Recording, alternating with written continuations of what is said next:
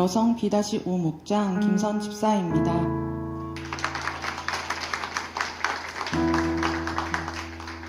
저는 교회를 싫어하는 정서를 가진 무교 집안에서 자랐습니다. 그 영향을 받아 교회는 가고 싶지 않은 곳이었고 관심도 없었습니다. 친절해 보이지만 자기 이익만 챙기는 곳이라는 얘기를 들으며 색안경을 끼고 바라보고 있었습니다. 하나님이 있다고 생각하기에는 세상은 너무 악했고 나쁜 사람들이 더 잘 사는 것처럼 보이고 불공평해 보였습니다. 삶이 어렵고 힘들게만 느껴졌는데 그저 내가 이상한 게 아닐까 생각하며 하루하루 버티며 지내왔습니다. 삶의 목적과 이유가 없고 막연하게 미래에 대한 불안함 때문에 열심히 돈을 벌었습니다. 진짜 너무 힘든데 힘든 이유가 무엇인지 정확히 설명도 안 되고 복잡한 마음이었습니다. 밤이면 허무함이 찾아오고 수많은 걱정들로 가위도 자주 눌렸습니다.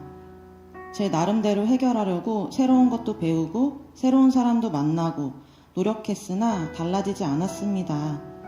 제가 행복하지 않으니 결혼에 대한 생각도 없었고 아이를 키울 자신도 없었습니다. 그러던 중 지금의 남편을 만나게 되었습니다. 다 좋은데 교회에 다니는 게 마음에 걸렸지만 교회보다 여자친구가 우선이다 라는 말에 만나기로 마음먹었습니다. 한동안 마음의 문을 열지 못했습니다. 그러다 가족과의 문제를 이야기하게 되었는데 사람의 힘으로는 해결하기 어려운 고민이었습니다.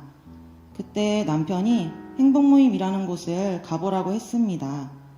교회 모임은 꺼려졌고 안 가고 싶다고 얘기했는데도 확신에 차서 얘기하는 모습에 마음이 움직였습니다.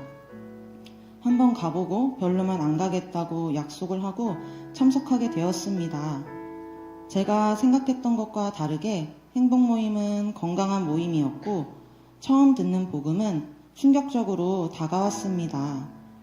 하나님의 조건 없는 사랑과 참 행복에 관한 내용이었는데 집에 가는 길에 들었던 말씀이 생각났고 잊혀질 것 같은 느낌에 오늘 들은 것 좀 보내줄 수 없냐고 했습니다.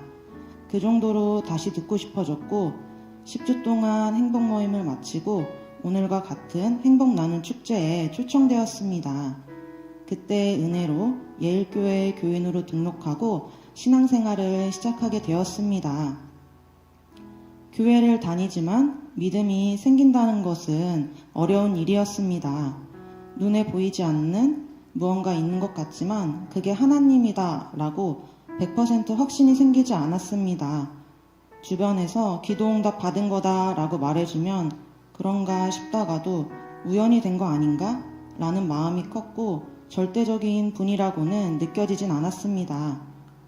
기도응답된 게 작은 일처럼 보였고 감사함도 없었습니다. 그 당시에는 불치병이 낫는다던가 기적 같은 일을 눈앞에서 봐야만 믿음이 생길 것 같았습니다.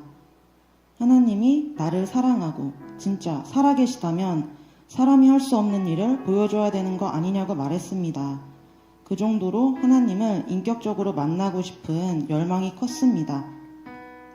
믿고 싶은데 믿음이 생기지 않아 답답했습니다. 또 부정적인 제 모습을 변화시키고 싶은 마음도 있었습니다. 그때 남편이 사람은 변할 수 있다고 얘기하며 분할개 양육훈련을 권유했습니다. 훈련을 받으며 하나님 말씀을 들을 때는 좋았지만 집에 오면 이런 것들이 부질없게 느껴졌습니다. 훈련 받는 거랑 사람이 변하는 거랑 무슨 상관인지 이해가 가지 않았습니다. 예배드리러 교회 한번 가는 것도 시간을 많이 낸다고 생각했습니다. 주일날 대부분 쉬고 놀러 가는데 훈련까지 받으니 그런 시간이 아깝게만 느껴졌습니다. 남편에게 대체 언제 바뀌는 거냐고 재촉했습니다. 세상적인 가치관이 하나님 나라 가치관으로 바뀌는 건 쉽지 않은 일이었습니다. 그럼에도 묵묵히 옆에서 인내하며 섬겨줘서 지금까지 양육훈련을 받을 수 있었습니다. 이해가 가지 않았지만 훈련을 계속 듣다 보니 조금씩 가치관이 변하고 있었습니다. 그러다 두 번째로 간 2019년도 2월 겨울 아웃리치에서 인격적으로 하나님을 만나게 되었습니다.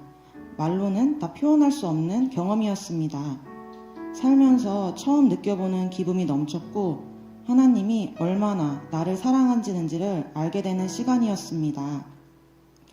본래 성품상 사람들에게 관심이 없었는데 복음을 전하면서 처음 본 필리핀 사람들이 너무 사랑스럽게 보였고 그들을 향한 주님의 마음을 품게 하셨습니다.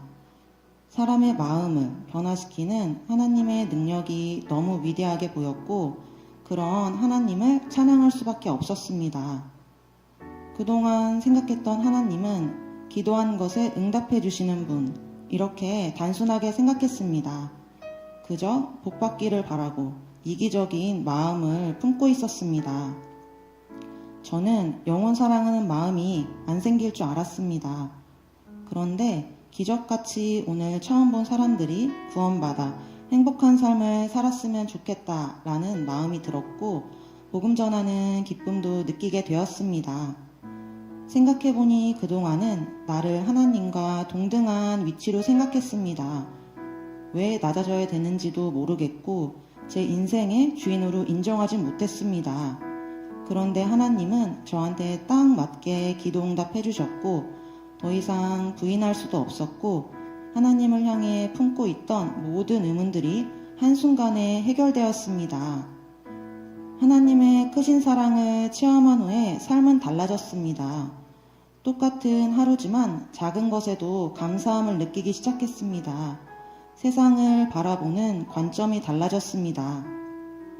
아웃리치 이후 결혼을 하게 되었고 하나님께서는 우리 가정을 축복하고 많은 기도 응답들을 누리게 하셨습니다. 시간이 지나 어느덧 지금은 새 아들의 엄마입니다. 아이들을 위해 새벽 기도하던 때가 있었습니다. 임신하고 몸의 변화를 겪으면서 힘들었지만 하나님을 사랑하기 때문에 열정을 갖고 열심히 하나님과 대화하는 생활을 했습니다. 그로 인해 출산과 육아 또한 하나님의 축복임을 깨닫게 하셨습니다. 눈은 저를 닮길 바랬고 아이들이 순하고 아프지 않고 건강하게 자라길 바라며 기도했습니다. 저는 어렸을 때 목 수술을 2번이나 해서 출산만큼은 꼭 자연분만으로 하고 싶었습니다. 간절한 마음으로 임신 막달 때도 새벽 기도하며 기도했습니다. 좋으신 하나님은 새아이 다 자연분만으로 순조롭게 출산할 수 있게 응답해 주셨습니다. 신혼집부터 여러 번 이사를 했는데 그때의 상황에 딱 맞는 집을 구할 수 있게 해주셨습니다. 지금 집으로 이사 올 때는 대출 받지 않고 이사 갈 수 있게 해달라고 기도했는데 재정이 채워지면서 대출 없이 이사할 수 있었습니다. 아이가 3명이 되면서 차를 바꿔야 되는 상황이 되었습니다. 중고 카니발을 알아보고 있었는데 마음에 드는 건 비싸고 금액에 맞추자니 마음에 들지 않았습니다. 결정을 못하고 있었는데 재정이 채워지면서 새 차를 사게 되었습니다. 또 베스트도 좋지만 서로를 위해서 기도해 줄 수 있는 아이 엄마를 만나면 좋겠다고 기도했습니다. 아이들 나이도 같고 신앙생활에 대해 나눌 수 있는 엄마를 만나게 되었습니다. 그 엄마도 마침 저랑 같은 기도 제목으로 기도하고 있었고 서로 기쁨을 나누며 감사함을 느끼는 시간이었습니다. 시간이 부족하여 다 말할 순 없지만 작은 기도 제목도 들으시고 응답하셨고 제 삶에 우연은 없다는 걸 알게 하셨습니다. 기도했던 시간들이 헛되지 않았음을 느끼게 되었습니다. 육아를 하면서 신앙생활을 한다는 게 쉽지는 않았습니다. 금요철야 예배 좋은 건 알지만 아이들을 재우고 나면 쉬고 싶은 마음이 컸고 그 다음 날도 아침 일찍 일어나야 되기 때문에 체력을 위해선 가고 싶지 않은 마음이 컸습니다. 그런데 이런 마음을 이겨내고 예배에 나갈 때마다 하나님은 큰 은혜를 부어주셨습니다. 하나님은 더 나은 삶을 살아갈 수 있게 늘 인도해 주셨습니다. 지금까지 교회에서 항상 기도로 함께 해준 목장 식구들과 예일교회 성도님들께 감사합니다. 그리고 항상 귀한 말씀으로 깨닫게 하시고 양육해 주시고 앞서서 삶으로 본이 되어 주시는 담임 목사님께 감사합니다. 지금도 저를 사랑하시고 앞으로도 인도하실 하나님 아버지께 이 모든 영광을 올려드립니다. 감사합니다.